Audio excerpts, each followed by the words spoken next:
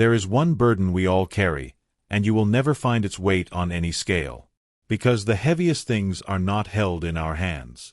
They are held in our memory, in our heart. And we do not realize how it bends our back, how it slows our step, until one day, we simply choose to put it down. In a quiet place, high in the mountains, there was a monastery. And to this monastery came a young man seeking peace. He left behind a world of noise, but he could not leave behind the noise within. His mind was a crowded room of old arguments, of disappointments that echoed, of moments he wished he could change but knew he never could. Even surrounded by tranquility, he saw only shadows. Where others saw a peaceful garden, he saw weeds of past failure. Where others heard the wind in the pines, he heard the whispers of old, painful words. His thoughts were a tangled knot, and he spent his days trying to unpick it, only to tighten it further. Finally, exhausted, he approached the master of the monastery. With a weary voice, he confessed, "I came here to find stillness. But I have brought my storms with me. The past follows me into every silent hall. It sits with me at every meal. How can I find peace when my own history will not leave me be?" The master listened, his expression calm as a deep lake.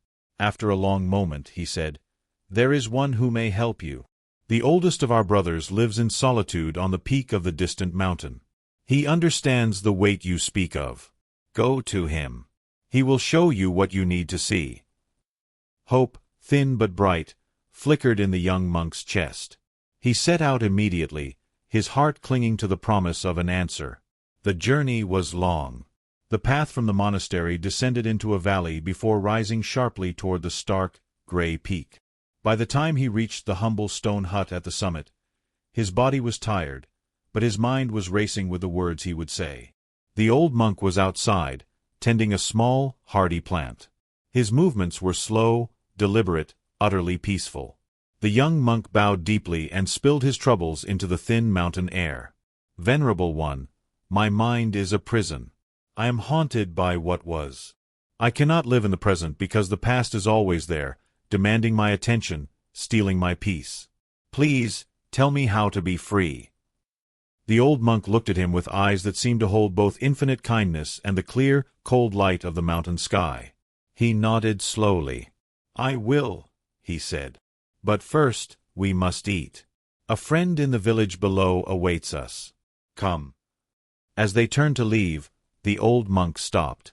He bent down and with a grunt, lifted a large, jagged stone from the path.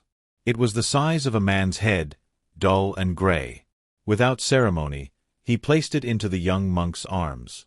"Carry this," he said simply. The young monk was startled, but he obeyed. He shifted the rough, cold weight in his arms, then hoisted it onto his shoulder. Surely this was part of the test, part of the lesson. He followed the old monk, who moved down the steep trail with an easy, unburdened grace. The first 100 steps were bearable. The young monk focused on his determination. But soon, the rock became an agony. It dug into his shoulder. It threw his balance off with every uneven step. His muscles began to burn, then scream. Sweat stung his eyes. His breath came in ragged gasps. All his attention, every ounce of his being, was consumed by the sheer, brutal effort of carrying this pointless weight. He watched the old monk walking freely ahead. A thought arose. Put it down. But another, louder thought shouted it down. No. This is the lesson. I must endure. The answer is in the suffering. So he suffered. By the time they reached the base of the mountain, he was trembling with exhaustion. Every joint ached. His vision swam. He stumbled to where the old monk stood waiting serenely beneath a broad tree. Gasping, the young monk let the rock slump to the grass at his feet. He looked at the old monk, his eyes filled with pain and confusion. "Why?" he managed to ask. "Why did you make me carry that? The journey was hard enough without it. It was misery." The old monk's gaze was gentle. "Was it?" he asked. "You know it was," the young monk replied, his voice tinged with frustration. "Then why?" the old monk asked, his voice soft but piercing. Did you choose to carry it all the way down? The question landed in the young monk's mind like a stone into still water. Ripples of understanding began to spread. You told me to carry it, the young monk stammered. I told you to pick it up, the old monk corrected. I did not tell you to cling to it for the entire journey. You saw my empty hands. You felt your own pain grow with every step. Yet you believed you had no choice but to endure. You chose the weight because you thought it was required of you. The old monk placed a hand on the young man's heaving shoulder. Your past, your regrets, your old pains. They are just like this stone. You picked them up in a moment long gone. And you have been carrying them every day since, believing you must. You think they are part of you. But they are just a weight you hold. And you can set them down. Right here. Right now. The only thing forcing you to carry them is your own belief that you should. The past only has power where you choose to give it a place to rest. As these words settled over him, the young monk looked at the rock lying in the grass. It was just a rock. It held no meaning, no magic, no lesson in itself. The lesson was in the carrying, and in the letting go. A profound relief, sweet and cool, washed through him. It was not just the physical weight that was gone.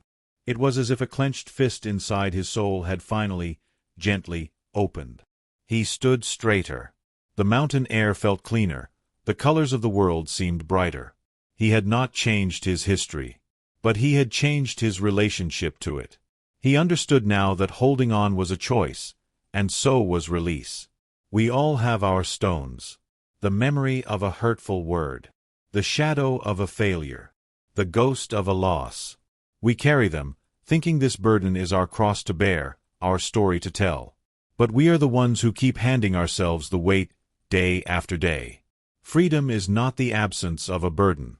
It is the simple, profound courage to lay it down. To look at that old pain and say, I do not need to carry you anymore. Your journey forward is meant to be walked with free hands and a light heart. If this story found a quiet place within you, please give the video a like. It helps this channel, The Calm Tales, share more of these moments of clarity. And in the comments below, I would ask you this. What is the one weight you feel ready to set down, even just for today? The path ahead is yours to walk. May you walk it lightly.